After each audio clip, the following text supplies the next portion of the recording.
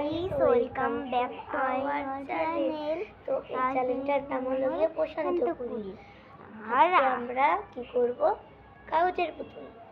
কাগজের পুতুল এখন না, কালকে ভিডিওটা আসবে, পুরোটা আপলোডটা কালকে করবো। এই দেখুন আমরা এখন বানাচ্ছি, তো আমরা বানানো হয়ে গেলে আমি কিছুই পরিশ্রম করছি না, সব আমার দিদি করছে। তো একটু পর আপনাদের দেখাচ্ছি।